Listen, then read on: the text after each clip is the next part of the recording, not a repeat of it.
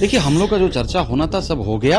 जो हम लोग को सीट पर लड़ना है, हम लोग को मतलब वो सब क्लियर है, हम लोग खुश हैं। थोड़ा मोड़ा बचा हुआ है तो प्रक्रिया अधीन है, वो सब हो जाएगा, क्लियर हो जाएगा। इस बार हम लोग तैयार हैं। आप कोई भी हथकंडा अपना लीजिए। मुझे मालूम है कि आपका जो जमीन है वो घसक गया, आपको हारना पड़ेगा, आपको मुक्की खानी पड़ेगी और जो इंडिया गठबंधन है वो आपको इस बार पटकनी देगा बिहार में। आप कुछ भी कर लिए, कुछ नहीं होने वाला। सीएम फेस जो है, हमारे पास फेस की कमी है।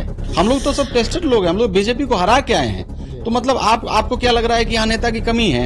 ये 1 घंटा आधा घंटा में निर्णय हो जाएगा, वो कोई विषय नहीं है।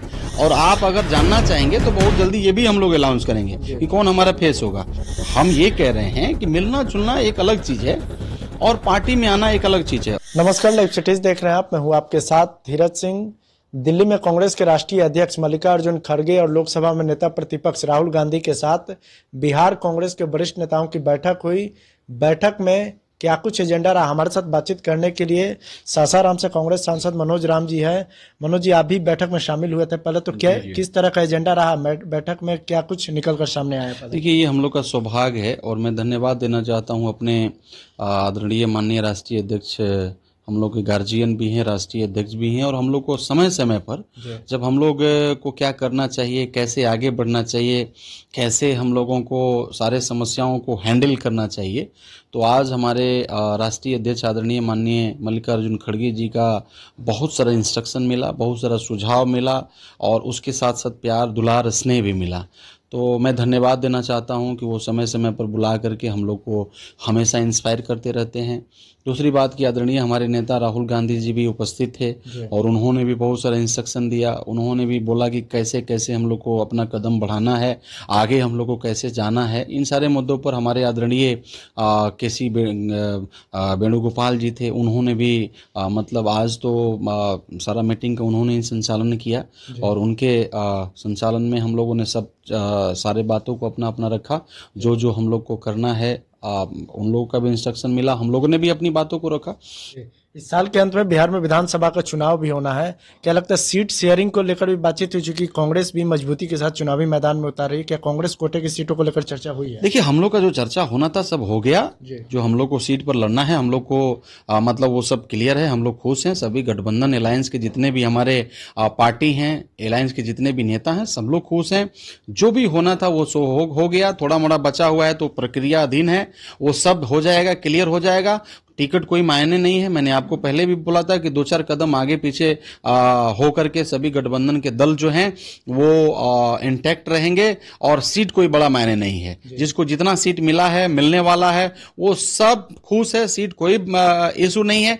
सब लोग हम लोग तैयार हैं और इस बार हम लोग तैयार हैं। आप कोई भी हथकंडा अपना लीजिए। मुझे मालूम है कि आपका जो जमीन है वो घसक गया और आपने यह हथकंडा अपनाया है, लेकिन आपको मैं बताना चाहता हूं उसके बावजूद भी बिहार का जनता जो है ना वो सब समझ गया कि आप करना क्या चाहते हैं। बिहार का जनता सबक सिखाएगा, आपको हारना पड़ेगा, आपको मुक्की खाने पड़ेगी और जो इंडिया गठबंधन है वो आपको इस बार पटकनी देगा बिहार में। आप कुछ भी कर लिए, कुछ नहीं होने वाला। आप बता रहे हैं कि महागठबंधन में सीटों का शेयरिंग हो चुका है, कब तक अनाउंसमेंट की संभावना है? देखिए, ये हमारे हाईकमान और जितने भी इंडिया गठबंधन के अलायंस के आरजेडी हो गया, कांग्रेस पार्टी हो गया, उसके बाद लेफ्ट हो गया, मुकेश साहनी जी हो गए और 1-2 नया दल आएगा, वो सब कहने का मतलब मिल करके सब बैठेंगे और बैठ करके मतलब घोषणा साझा घोषणा होगा। उससे पहले आपको भी मालूम है कि हमारे नेता का इंस्ट्रक्शन है, हम लोग नहीं बता सकते, लेकिन कुछ ऐसी बातें हैं जो हम लोग बताते हैं। जो हमारे नेता का आदेश है कि आप लोग इसी लाइन पर चलिए, आप लोग को यही बोलना है, तो उस बातों को हम लोग मीडिया के माध्यम से रखते हैं।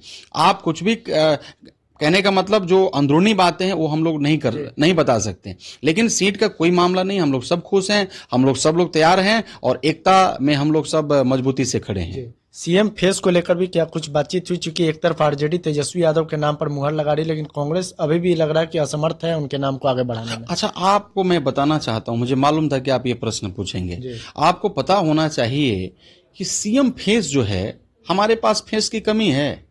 आपको पता, सबको मालूम है, देश को मालूम है, बिहार को मालूम है, बिहार की जनता को मालूम है। हम हर बार बता रहे हैं कि हम लोग का जो मेन लक्ष्य है अभी चुनाव लड़ने का लक्ष्य है। आपको मालूम है कि लेफ्ट हैं, उसमें डी राजा जी हैं, दीपंकर भट्टाचार्य जी हैं, ये सब नेता नहीं हैं। आपका आदरणीय हमारे राजेश राम जी हैं, प्रदेश अध्यक्ष, सीएलपी लीडर शकील खां जी हैं, मदन मोहन झा जी हैं, हम लोग 3-4 सांसद हैं, और उसके बाद में आदरणीय हमारे तेजस्वी जी हैं। ये सब तो सब नेता ही हैं भाई। हम लोग तो सब टेस्टेड लोग हैं, हम लोग बीजेपी को हरा के आए हैं। तो मतलब आपको क्या लग रहा है कि यहाँ नेता की कमी है? ये 1 घंटा आधा घंटा में निर्णय हो जाएगा, वो कोई विषय नहीं है। और आप अगर जानना चाहेंगे तो बहुत जल्दी ये भी हम लोग अनाउंस करेंगे कि कौन हमारा फेस होगा। लेकिन थोड़ा धैर्य बनाए रखिए, हम लोग का सब चीज ठीक है, एकदम हम लोग खुशी खुशी जा रहे हैं। और ये जो खुशी है ना, ये जनता का खुशी को देने के लिए, बेरोजगार को जो हमारे भाई हैं उनको रोजगार देने के लिए, शिक्षा बदहाल है, स्वास्थ्य का बदहाल है, इन सारे मुद्दों को लेकर के हम लोग आगे बढ़ेंगे और बिहार में इस बार बहार आएगा। जी। पूर्णिया से निर्दलीय सांसद है पप्पू यादव। पटना में पिछले दिनों बंद के दौरान उनको मंच पर नहीं चढ़ने दिया गया, तब सवाल उठाया गया था। आज कांग्रेस की मीटिंग में वो शामिल हुए थे। क्या आप माना जाए कि निर्दलीय सांसद पप्पू यादव को अब कांग्रेस का आशीर्वाद मिला हुआ है? देखिए, आपको मालूम होना चाहिए कि देश में एक संबंध भी चलता है, समझ गए ना। अच्छा ये बताइए, कांग्रेस के नेता क्या हम लोग प्रधानमंत्री जी से नहीं मिलते हैं? आपको मालूम होना चाहिए। क्या हम लोग रेल मिनिस्टर से नहीं मिलते हैं? तो मतलब हम लोग गडकरी जी से मिले तो बीजेपी में हम लोग चले गए हैं। देखिए, वो निर्दलीय एमपी हैं। कांग्रेस ऑफिस में जाकर कांग्रेस की मीटिंग में शामिल हो रहे, तो एक तरीके से कहा जाए कि कांग्रेस का आशीर्वाद उनको मिला हुआ है। मतलब हम ये कह रहे हैं कि मिलना जुलना एक अलग चीज है और पार्टी में आना एक अलग चीज है। आपको पता भी होगा कि आदरणीय हमारे जो पप्पू यादव जी हैं, वो हमेशा मतलब कांग्रेस का झंडा लेकर के चलते हैं। तो उसमें क्या दिक्कत है, क्या परेशानी? आप भी आ जाइए, मतलब मैं तो आपको भी स्वागत करूंगा। हम कांग्रेस पार्टी तो सबको लेके चलने वाला पार्टी है। अगर आप भी आएंगे तो हमारे आदरणीय नेता राहुल गांधी जी तो सबको प्यार मोहब्बत करते हैं, वो तो सबको रिस्पेक्ट करते हैं। और मतलब पप्पू यादव जी आए थे, आज हमारे नेता से मिले तो खुशी की बात है। हमारे नेता तो सबको बुलाते हैं, सबको इंस्ट्रक्शन देते हैं, सबका सुनते हैं, सबका प्यार मोहब्बत एक दूसरे को बांटते हैं, तो इसमें कोई दिक्कत नहीं। पप्पू यादव की भूमिका क्या हो सकती है कांग्रेस में, चूंकि आप लोग भी मीटिंग में शामिल थे? देखिए, ये जो आपका प्रश्न है ना, इस प्रश्न का जवाब सही हमारे पास नहीं है। इस प्रश्न का जवाब आदरणीय माननीय राहुल गांधी जी के पास में है। हमारे नेता हैं, उनको देखिए, हम लोग डिसीजन मेकर नहीं ना है। डिसीजन मेकर आदरणीय माननीय मल्लिकार्जुन खड़गे जी हैं, राहुल गांधी जी हैं, केसी वेणुगोपाल जी हैं, जो हाई कमान है, वो डिसीजन मेकर हैं। वो तय करेगा कि इनको कैसे रखना है। जो आपका सवाल है उसका जवाब उनके पास में। लेकिन हम ये जानते हैं कि हमारे नेता पूरा देश के, चाहे पक्ष हो विपक्ष हो, सभी को लेकर के चलते हैं, सभी को सुनते हैं, सबसे मिलते हैं। और हमारा नेता में एक गुण है कि सबको रिस्पेक्ट करते हैं। जी, चलिए, तो बहुत बहुत धन्यवाद। यह सासाराम से कांग्रेस सांसद मनोज राम जी। दिल्ली से लाइव सिटीज के लिए मैं धीरज सिंह।